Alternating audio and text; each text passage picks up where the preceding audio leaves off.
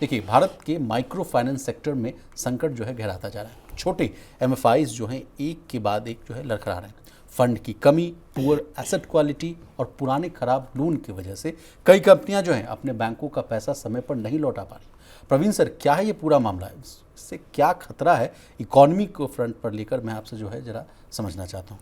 नहीं, देखिए, micro finance जो इंस्टीट्यूशंस हैं वो पिछले लगभग आप समझिए कि 1.5 साल से ज़्यादा वक्त हो गया जब से माइक्रो फाइनेंस इंस्टीट्यूशंस एक बड़ी मुसीबत में, स्ट्रेस से गुजर रहे हैं देश भर के। और अब उसमें जो नई कड़ी जो अब आ रही है सामने, वो ये है कि जो छोटे माइक्रो फाइनेंस इंस्टीट्यूशंस हैं उनके सामने मुश्किलें और बड़ी हैं। एक तो सबसे बड़ा संकट ये है कि स्ट्रेस उनके ऊपर इस बात का है कि जो लोन बांटे हैं वहाँ से रिकवरी नहीं हो पा रही, डिफ़ॉल्ट हो रहे हैं, एनपीएस हो रहे हैं। दूसरी दिक्कत यह है कि इन माइक्रो फाइनेंस कंपनियों का जो कैपिटल बेस है वो दरअसल कमज़ोर पड़ा है। उनके पास पूंजी की कमी है, फंड की कमी, आपका फंड की कमी है। बैंकों से या दूसरे जो एनबीएफसीज हैं उनसे इनको पैसा या कर्ज मिलना मुश्किल हो रहा है। क्यों, इसके पीछे क्या वजह है सर? इसके पीछे बड़ी वजह एक तो देखिए सख्त रेगुलेशन है, दूसरा इन लोगों ने जो कर्ज बांटी है उसको लेकर भी सवाल है।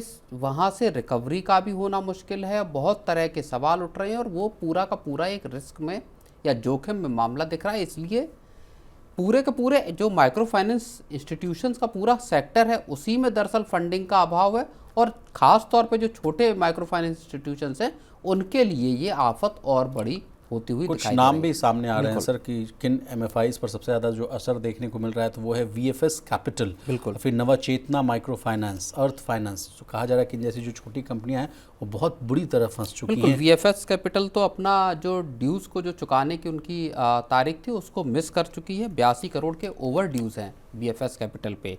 183 करोड़ रुपए के कुल 5 बैंकों के या 5 लेंडर्स के जो है इन पर बकाया हैं। तो अब इन जो छोटे माइक्रो फाइनेंस इंस्टीट्यूशंस हैं इन्होंने डिफ़ॉल्ट करना दरअसल शुरू कर दिया, और ये फिर एक ख़राब साइकिल हम माइक्रो फाइनेंस इंस्टीट्यूशंस के लिए यहाँ पे देख सकते हैं, जिनमें जिनकी कैपिटल जिनके पास कम है, ऐसे छोटे माइक्रो एसेट क्वालिटी को भी लेकर भी सवाल है सर। कहा जा रहा है कि बहुत पुअर एसेट क्वालिटी है। जिन लोगों को लोन दिया गया है उनमें से काफ़ी लोग जो है समय पर ही पैसा नहीं लौटा पा रहे हैं, तो इनके पास जो कैश का जो क्रंच है वो देखने को मिल रहा है। तो ये सबसे बड़ी जो समस्या है जिसके कारण कहा जा रहा है कि ये लोग जो है डिफ़ॉल्ट करते हुए दिख रहे हैं। अब सर, ये तो बात हो गई खबर की। अब इसका इस जो खतरा देखने को मिल रहा है सर, इसका इम्पैक्ट जो है इकोनॉमी पर क्या होगा सर, ये हम समझना चाहेंगे आपसे, द बिगर पिक्चर। इकोनॉमी के लिए देखिए, और हमने कुछ दिन पहले ही इस एमएफआईज को लेकर स्टोरी भी की थी मनी सेंट्रल में। बिल्कुल, हमने तब भी इसको लेके माइक्रो फाइनेंस इंस्टीट्यूशंस को लेके चर्चा की थी, जिसमें आरबीआई के डिप्टी गवर्नर ने इनको लेके कहा था कि एक ब्रिज हैं ये माइक्रो फाइनेंस इंस्टीट्यूशन जो कि देश की इकोनॉमी में बड़ा योगदान देते हैं। लेकिन अब आप समझिए कि और उसकी वजह यह है कि जो अनबैंक्ड हैं लोग, ऐसे लोग जिनकी बैंकिंग सर्विस तक पहुंच रही है, उन लोगों को ये फाइनेंस जो है या बैंकिंग सर्विसेज या कर्जा मुहैया कराते हैं। अब उन लोगों को कर्ज मिलने में मुश्किल होगी, और इसमें असल में एक ही पक्ष जिम्मेदार भी नहीं है विशाल जी। जिस तरह के हथकंडे अपनाए गए पिछले कुछ वक्त में माइक्रो फाइनेंस इंस्टीट्यूशंस के द्वारा भी, उसने भी सरकारों को, रेगुलेटर्स को इनके खिलाफ सख्ती का एक माहौल बना। आप कर्नाटक का अगर उदाहरण देख लीजिए, पिछले साल की बात है, कर्नाटक में माइक्रो फाइनेंस इंस्टीट्यूशन को लेके बड़ी एक गहमा गहमी का माहौल रहा। सरकार एक अध्यादेश तक लाने की कगार पर पहुंच गई थी वहाँ इनकी गतिविधियों को लिमिट करने के लिए।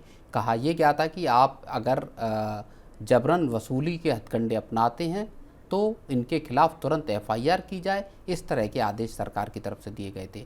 तो ऊंचे जो ब्याज पर कर्ज देना, वहाँ से फिर जिन लोगों को ज़रूरत है, बहुत ज़्यादा सख्त ज़रूरत है पैसे की, जिसके पास कोई रास्ता नहीं है, डेस्परेट लोग हैं, वो यहाँ से कर्ज ऊंचे ब्याज पे ले लेते हैं, और उसके बाद उनको चुकाने का उसके में रीपेइंग कैपेसिटी होती नहीं, तो वो चुका नहीं पाते हैं। और इस तरह से जो माइक्रो फाइनेंस इंस्टीट्यूशंस हैं यहाँ पे फिर डिफ़ॉल्ट्स या जो एसेट क्वालिटी की बात है वो फिर क्रिएट हो जाती है। लेकिन प्रवीण साहब, मेरा आपसे ये सवाल है कि जो जबरन वसूली तक की बात जो आ जाती है, उससे पहले के भी तो कुछ स्टेप्स लिए जा सकते हैं। जैसे जब आप लोन बांट रहे हो उसी समय थोड़ा सा आप क्यूसी कर लीजिए, चेक एंड बैलेंस और थोड़ा मजबूत कर लीजिए, उन्हीं को लोन दीजिए जहाँ से आपको लग रहा है कि कुछ जो है गारंटीड हो, वापसी आने का कुछ गुंजाइश हो। मुझे लगता है कि बहुत ऊंचे ब्याज पे कर्ज बांटने के जरिए माइक्रो फाइनेंस इंस्टीट्यूशंस या एक जो आम सोच है वो इस तरह की मुझे समझ में जो आती है कि आपने 10 लोगों को कर्जा बांटा, 10 बेहद रिस्की लोगों को आपने लोन दिया। अब आप ये अंदाज़ा लगा कर चल रहे हैं कि 10 में से 6 या 7 लोगों का पैसा मुझे 40-45% के इंटरेस्ट रेट पर वापस मिल जाएगा। इसका मतलब ये 3 लोगों का अगर डूब भी गया तो मुझे यहाँ पे पूरा का पूरा न केवल कंपनसेट हो जाएगा बल्कि मोटी कमाई भी हो जाएगी।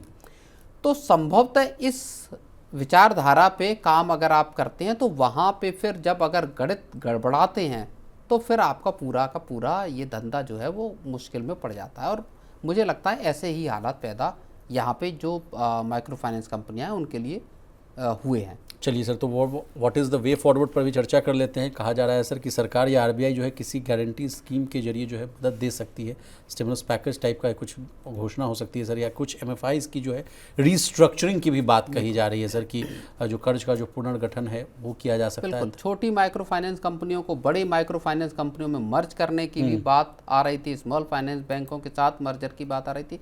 तो स्टेप सरकार को और आरबीआई को यहाँ पे जाहिर तौर पे देखने पड़ेंगे। और ये जरूरी भी है सर, क्योंकि जिस एमएसएमई सेक्टर को जो लोन दिया जाता है सर, बेस्ट वे क्या है, बेस्ट तरीका ये है कि जिनकी बैंकिंग सर्विसेज तक पहुंच नहीं है उनको आप बैंकिंग सर्विसेज तक पहुंच बनवाएं।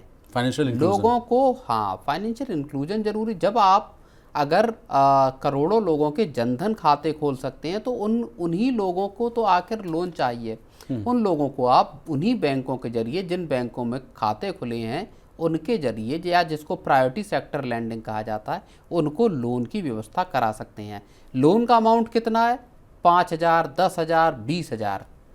तो बैंक अपने लेवल पर ड्यू डिलीजेंस करके अगर ऐसा किया जाता है तो माइक्रो फाइनेंस कंपनियों की उनके जरिए होने वाले जो ऊंचे ब्याज या सूदखोरी किस्म के जो हथकंडे और बाकी की चीज़ें चलती हैं उस सब पर लगाम लगाई जा सकती है।